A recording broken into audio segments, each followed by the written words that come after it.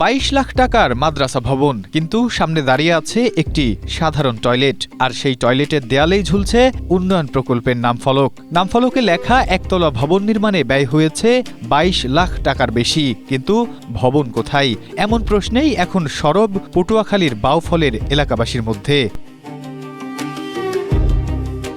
ঘটনাটি বাউফল উপজেলার কালাইয়া ইউনিয়নের বগিবাজার এলাকার। সেখানে একটি টয়লেটের দেয়ালে লাগানো রয়েছে উন্নয়ন প্রকল্পের নেমপ্লেট, আর তাতে উল্লেখ করা হয়েছে বগা ইউনিয়ন দারুস সুন্নাত দাখিল মাদ্রাসার একতলা ভবন নির্মাণ প্রকল্পে ব্যয় হয়েছে 22,06,350 টাকা।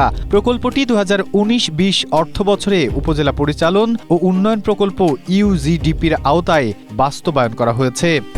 স্ট্রবেরি সুপার ডটেড ও ক্লাসিক ভ্যারিয়েন্ট সেন্সেশন জাগুক শিহরণ।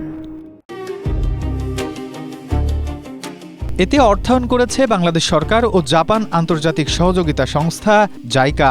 বাস্তবায়নকারী সংস্থা হিসেবে রয়েছে উপজেলা পরিষদ বাউফলের নাম। তবে স্থানীয়দের দাবি, নামফলকটি যে স্থাপনায় লাগানো হয়েছে সেটি একটি টয়লেট। ফলে প্রকল্পের নামফলকে উল্লিখিত একতলা ভবন কোথায় তা নিয়ে দেখা দিয়েছে নানা প্রশ্ন। যদিও প্রশাসন বলছে বিতর্ক তৈরি করার জন্য পুরনো নামফলক পরিবর্তন করে কেউ এমন কাজ করেছেন। সেটা দেখি যে আমাদের নেম প্লেটটা একদম চকচকা এবং নতুন করে লাগানো সেটা বোঝাই যাচ্ছে যে প্লাস্টারটা একদম কাঁচা। তো আমরা আশঙ্কা করছি যে কেউ ইন্টেনশনালি কাজটা করতে পারে, যাতে একটা বিতর্ক সৃষ্টি করা যায়।